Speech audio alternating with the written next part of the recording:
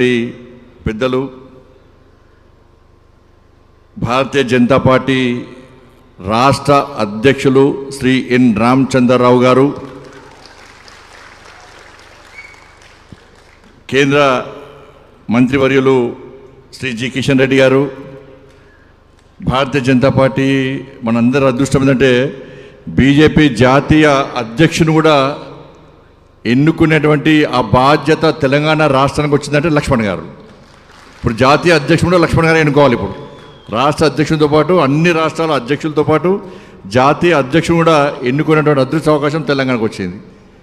Doctor Laxman గారు మాజీ governor, Bharatiya Janata party senior నాయకులు, భారతీయ జనతా పార్టీలో తెలంగాణ వాదాన్ని బలంగా వినిపించినటువంటి ఒక గొప్ప వ్యక్తి, మనందరికీ స్ఫూర్తి పదార్థమైనటువంటి గౌరవనీయులు శ్రీ సిహెచ్ విద్యాసారావు గారు, భారతీయ జనతా పార్టీ జాతీయ ఉపాధ్యక్షురాలు అక్క శ్రీమతి డికే అరుణక్క గారు, ప్రాంత సంఘటన మంత్రి చంద్రశేఖర్జీ, తెలంగాణ రాష్ట్ర ఇన్ఛార్జ్ అయినటువంటి అభయ పాటిల్ గారు, గౌరవ పార్లమెంట్ సభ్యులు, గౌరవ శాసనసభ్యులు, గౌరవ శాసన మండలి సభ్యులు, భారతీయ జనతా పార్టీ రాష్ట్ర నాయకులు, వేదికమైనటువంటి పెద్దలు, మాజీ పార్లమెంట్ సభ్యులు, మాజీ శాసనసభ్యులు, వివిధ జిల్లా నుంచి జిల్లా అధ్యక్షులు, భారతీయ జనతా పార్టీ నాయకులకు, కార్యకర్తలకు, పాత్రికేయ మిత్రులందరూ కూడా హృదయపూర్వక నమస్కారాలు.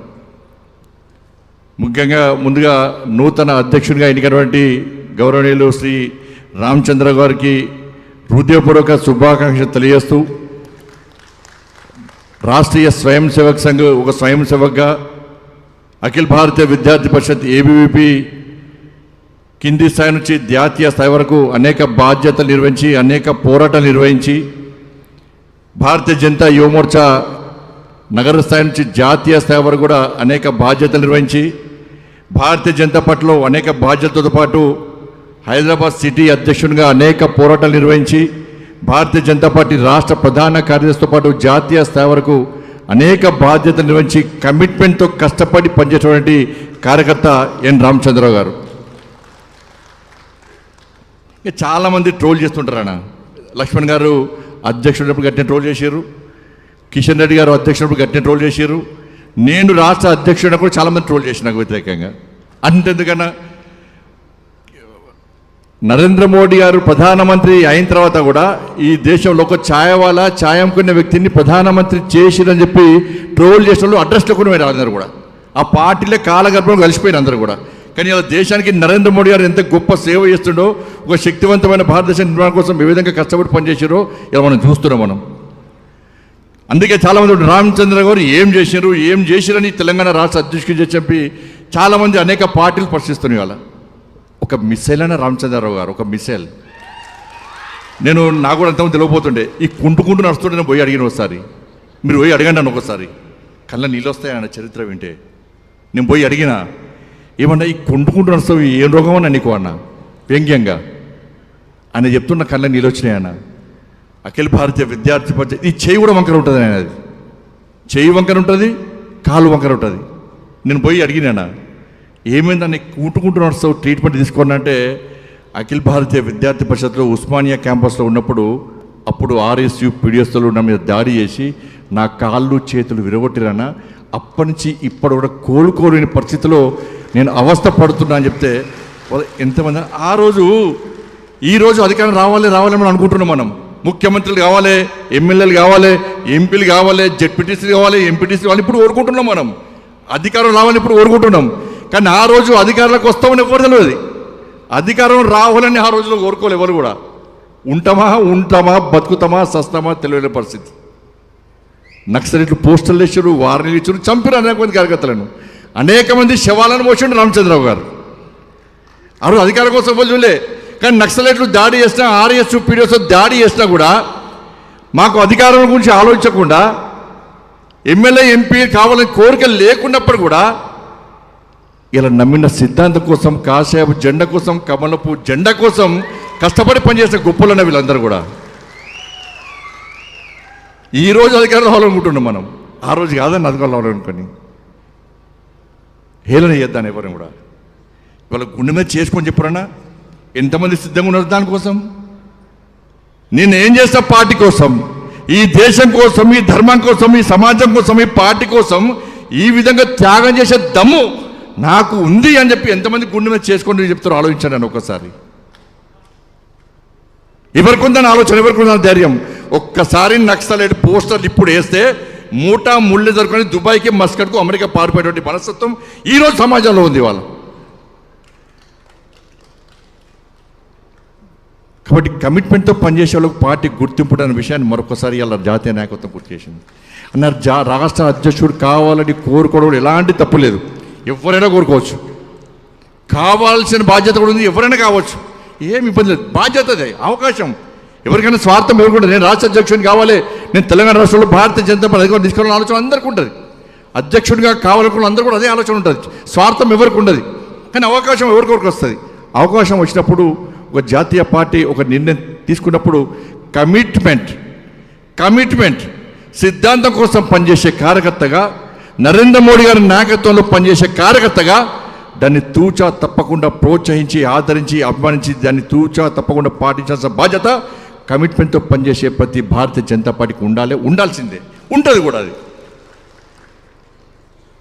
ఇటువంటి పరిస్థితిలో ఇవాళ చాలన్నా, నేను ప్రజా సంగ్రామ యాత్ర చేసినప్పుడు అనేక దాడులు జరిగిన, బీఆర్ఎస్ గుండాలు దాడి చేశారు, కాపాడిండు. కొనుగోలు కేంద్రాలు జరిగినప్పుడు రాళ్ళదాడులు జరిగినాయి, కాపాడి కార్యకర్తలను. యుద్ధం చేసినప్పుడు, ఆందోళన చేసినప్పుడు అనేక మంది జిల్లా అధ్యక్షులతో పాటు ఒక్కొక్క జిల్లా అధ్యక్షుడు 30 కేసులు ఉన్నాయి. కార్యకర్తల మీద కేసులున్నాయి. కేసులప్పుడు అనేక మంది హైకోర్టులో బెయిల్ ఇచ్చి కాపాడినారు రామచంద్ర గారు. ఒక్క రూపాయి తీసుకోలే. రామచంద్ర గారు సుప్రీంకోర్టు, హైకోర్టులో ప్రాక్టీస్ చేసుకుంటే రోజు ₹1,00,000 సంపాదించుకోవచ్చు. అనేక మంది కార్యకర్తలను కాపాడినటువంటి మనస్తత్వం వారు. చివరకు నన్నూరు బీఆర్ఎస్ పార్టీ జైలుకు అంతా కూడా నాకు హైకోర్టు కరీంనగర్ జిల్లాలో బెయిల్ రాకుంటే హైకోర్టు ద్వారా బెయిల్ ఇప్పించి నన్ను బయటికి వచ్చిన వ్యక్తి రామచంద్రరావు గారు అన్న. ఇటువంటి ఆలోచనతో ముందుకు సాగేటువంటి కార్యకర్తలకు ఎప్పుడు ప్రోత్సాహం ఉంటుంది. వీళ్ళే కాదు, చాలామంది ఉన్న నాయకులు, చాలామంది కూడా అప్పటి నుంచి ఇప్పటి కూడా సిద్ధాంతం కోసం పనిచేస్తున్నారు. అనేక ఒడిదుడులు ఎదుర్కొని ప్రాణాలు పోతే అని తెలిసి కూడా ఈ నమ్మిన సిద్ధాంతం కోసం పనిచేస్తున్నటువంటి కమిట్మెంట్ గల కార్యకర్తల నాయకులు ఇవాళ వేదిక మీద ఉన్నారు, వేదిక కింద కూడా ఉన్నారు. ఇటువంటి నాయకులను కూడా ప్రోత్సహించాలి, అందరినీ ప్రోత్సహించాలి. పార్టీలో చేరినప్పుడు కూడా సిద్ధాంతాన్ని నమ్ముకొని మనం ముందుకు పోవాల్సిన అవసరం ఉంది. ఇటువంటి పరిస్థితుల్లో మనమందరం కూడా గ్రామ స్థాయిలో కార్యకర్తలందరూ కూడా వాస్తవ విషయాలను గ్రహించి మనం జాతీయ నాయకత్వం తీసుకున్న నిర్ణయాన్ని కమిట్మెంట్తో కష్టపడి మన లక్ష్యం ఈ తెలంగాణ రాష్ట్రంలో మోడీ రాజ్యం, రామరాజ్యం రావాల్సిందే. గొల్లకొండ కిల్ల మీద కాసేపు జెండా ఎగిరాల్సిందే. ఆ లక్ష్యం అనేది, ఆ ధ్యేయం అనేది, ఆ సంకల్పం అనేది, దానికోసం మాత్రమే పనిచేయాలి. అధికారం కోసం అధికారం ఉండలేదు. ఈ తెలంగాణ రాష్ట్రంలో పేదలకు న్యాయం జరగాలంటే, ఈ తెలంగాణ రాష్ట్రంలో భారతీయ జనతా పార్టీ కార్యకర్తలకు న్యాయం జరగాలంటే ఈ తెలంగాణ రాష్ట్రంలో భారతీయ జనతా పార్టీ అధికారం రావాలని చెప్పి మనం కోరుకుంటాం కాదు కన్నా. అందరికీ ఇచ్చాము అధికారం, అది అవకాశం, అందరికీ ఇచ్చాము అవకాశం. ఇలా బీజేపీకి ఇద్దాం అధికారం అని చెప్పి మనం కాదు, ఇలా సామాన్య ప్రజలు కూడా ఇలా తెలంగాణ రాష్ట్రంలో ఆలోచిస్తున్నారు. ఏ గల్లీకి పోయినా, ఏ వ్యక్తిని కలిసి అయిపోయిందన్నా ఈసారి బీజేపీ అధికారంలో వస్తుందన్న, అయిపోయిందన్న.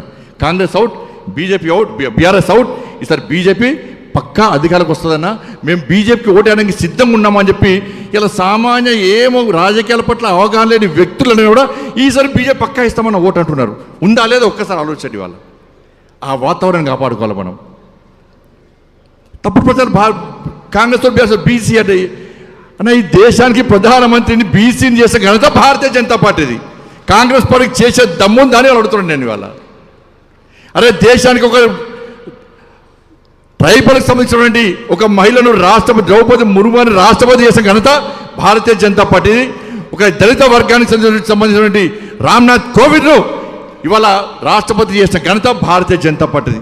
ఇవాళ తెలంగాణ రాష్ట్రంలో చలపతిరావు గారు ఈ తెలంగాణ ఉమ్మడి ఆంధ్రప్రదేశ్ భారతీయ జనతా పార్టీ రాష్ట్ర అధ్యక్షుడు ఉన్నటువంటి చలపతిరావు గారు ఒక బీసీ, బండారు దత్తాత్రేయ గారు రాష్ట్ర అధ్యక్షుడిగా బీసీ, మున్నటకుండా డాక్టర్ లక్ష్మణ్ గారు ఒక బీసీ, నేను ఒక బీసీనే. ఇలా బీసీలను విస్మరించడం చెప్తున్నటువంటి కాంగ్రెస్ పార్టీ ఎంతమంది బీసీలు చేసింది? ఈ దేశానికి బీసీ ప్రధానమంత్రి చేసే దమ్ము ఇలా కాంగ్రెస్ పార్టీకి ఉందా? ఇవాళ దళితుని ముఖ్యమంత్రి చేస్తా, కాలు నరుక్కుంటా, మూతి నరుక్కుంటా, ముక్కు నరుక్కుంటా అన్నటువంటి కేసీఆర్ ఇవాళ అధికారంలోకి వచ్చిన తర్వాత దళితుని ముఖ్యమంత్రి చేసిండా, దళితుల్లో ముఖ్యమంత్రి అయ్యే అర్హత లేదా అని చెప్పి ఇలా బీఆర్ఎస్ పార్టీ సమాధానం చెప్పాల్సిన అవసరం ఉంది.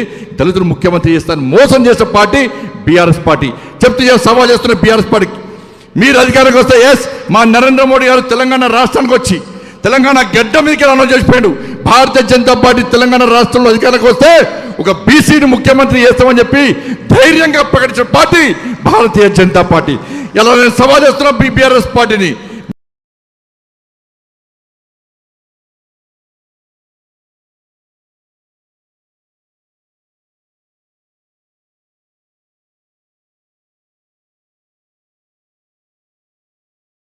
మీరు అధికారంలోకి వస్తే ఈ తెలంగాణ రాష్ట్రంలో బీసీ కొనే పరిస్థితి తెలంగాణ రాష్ట్రంలో.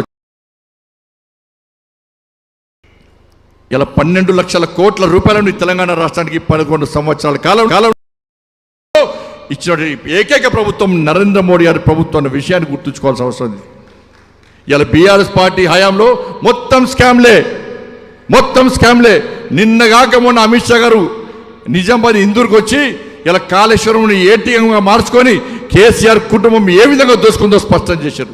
ఫోన్ ట్యాపింగ్ అన్ని కేసులు ఉన్నాయి, కానీ ఏ ఒక్క కేసులో కనీసం కేసీఆర్ కుటుంబాన్ని టచ్ చేసి అరెస్ట్ చేసే సాహసం ఇలా కాంగ్రెస్ పార్టీ చేస్తలేదంటే ఈ 2 పార్టీల లోపల అండర్స్టాండింగ్ లోపాయకార ఒప్పందం కుదిరింది. నువ్వు కొట్టినట్టు అయ్యి నన్ను ఏడ్చినట్టు చేస్తా, మనం కలిసి మీరు దోసుకున్నారు, ఇప్పుడు మేము దోసుకుంటాం, మీ మీద కేసులున్నాయి, మా మీద కేసులు వద్దని చెప్పి అలా అండర్స్టాండింగ్ లోపాయకార ఒప్పందం కూర్చుకొని ముందుకు సాగుతున్న సందర్భాన్ని ఇవాళ తెలంగాణ సమాజం గుర్తించింది, గ్రహించింది, గమనిస్తుంది కూడా. ఫోన్ ట్యాపింగ్ కేసులో ఏం లేదు, కాళేశ్వరం కేసులో ఏం లేదు, డ్రగ్స్ కేసులో ఏం లేదు, పేపర్ లీకేజ్ కేసులో ఏం లేదు, విద్యుత్ కొనుగోలు కేసులో ఏం లేదు, ఫామ్ హౌస్ కేసులో ఏం లేదు, గొర్రెల స్కామ్లో ఏం లేదు, చేపల స్కామ్లో ఏం చర్యలు ఏంటంటే ఇద్దరి మధ్య లోపాయకార ఒప్పందం. ఇవాళ ఇప్పటికే భారతీయ జనతా పార్టీ ప్రభుత్వం తెలంగాణ రాష్ట్రంలో ఏర్పడి ఉంటే ఇలా కేసీఆర్ కుటుంబంలో ఎవ్వరు కూడా బయట ఉండే కాదు, అందరు లోపల కటకట లోపడేటువంటి సాహసం భారతీయ జనతా పార్టీ చేస్తుండే. అరే ఫోన్ ట్యాపింగ్ కేసు భార్యాభర్తల ఫోన్లు విన్నారు, అందరు చెప్తున్నారు, అందరున్నారు, జడ్జిల ఫోన్లు విన్నారు. సిబిఐకి ఏమని చెప్పి కిషన్ రెడ్డి గారి నాయకత్వంలో మనం డిమాండ్ చేస్తే ఇలా రేవంత్ రెడ్డి సర్కార్ ఇలా సిబిఐకి ఇవ్వడానికి వెనుకడుగేస్తుంది. ఎందుకంటే సిబిఐకి ఇస్తే వాస్తవాలు బయటకు వస్తాయి, మా అనుచరులైనా మమ్మల్ని కాపాడుతున్న బీఆర్ఎస్ పార్టీలు కేసీఆర్ కుటుంబం లోపడిపోతుందని చెప్పి భయం, ఆందోళన రేవంత్ రెడ్డి సర్కార్ లోపల ఇవాళ వాళ్ళ పరిస్థితి అయితే వాళ్ళ 6 గ్యారెంటీ నుంచి ప్రజల దృష్టి మళ్లించడానికి ఇలా కాంగ్రెస్ పార్టీ ప్రభుత్వం దీన్ని ఒక జగన్నాటకంగా మార్చి మన దృష్టి మళ్లించే ప్రయత్నిస్తున్నారు. 2500 రూపాయలు ఇస్తున్నారు, 420 హామీలు ఇచ్చారు, 6 గ్యారెంటీ ఇచ్చారు, ప్రజలను నమ్మించి మోసం చేశారు. 2500 రూపాయలు ఇస్తున్నారు, అది పోయింది. 4000 రూపాయలు 2000 రూపాయలు మహిళలకు ఇస్తున్నారు ఇవ్వలే, 4000 రూపాయలు ఆసరా పెన్షన్ ఇస్తారని ఇవ్వలే, నిరుద్యోగ 4000 ఇస్తున్నారు ఇవ్వలే, రైతు భరోసా ఇస్తా అని చెప్పి సంవత్సరాన్ని రెగ్గొట్టారు. ఇంకొక రైతుకు 21,000 రూపాయలు ఎకరానికి బాకీ ఉన్నారు, అది ఇస్తలేరు. 14 పంటలకు బోనస్ ఇస్తా అని చెప్పి 2 పంటలు 3 పంటలకు ఇస్తున్నారు. నిరుద్యోగ వృత్తి ఇస్తున్నారు, అది ఇవ్వలే. మహిళలకు తులం బంగారం ఇస్తున్నారు, అది ఇవ్వలే. రైతు బీమా చేస్తున్నారు, అది చేయలే. ఇట్లా ఏమీ ఇవ్వకుండా ఇవాళ మోసం చేసి ఏ విధంగా మభ్యపెట్టి ఈ తెలంగాణ రాష్ట్రంలో అవినీతి ప్రభుత్వం కొనసాగుతుందో అన్ని వాస్తవాలు మీరు ఆలోచించాల్సిన అవసరం ఉంది. కాబట్టి దయచేసి మళ్ళీ చెప్తున్నా, అందరం కష్టపడి పనిచేస్తే, అందరం కమిట్మెంట్తో పనిచేస్తే, అందరం కసితో పనిచేస్తే, అందరం ఒక సంకల్పం తీసుకొని పనిచేస్తే ఇవాళ ఈ దేశంలో భారతీయ జనతా పార్టీ 2 మంత్రులు ఉన్నటువంటి 2 ఎంపీలు ఉన్న భారతీయ జనతా పార్టీ ప్రభుత్వం ఇవాళ దేశంలో ఏ విధంగా అధికారానికి వచ్చిందో ఇక్కడ 8 మంది శాసనసభ్యులు ఈ తెలంగాణ రాష్ట్రంలో భారతీయ జనతా పార్టీ ప్రభుత్వం వచ్చే ఎన్నికల్లో ఇలా 119కి 100 సీట్లు సాధించి ఈ తెలంగాణ రాష్ట్రంలో అధికారం రావడం ఖాయం, వచ్చి తీరుతుందనేటువంటి విశ్వాసంతో మనందరం ముందుకు సాగాల్సిన అవసరం ఉంది.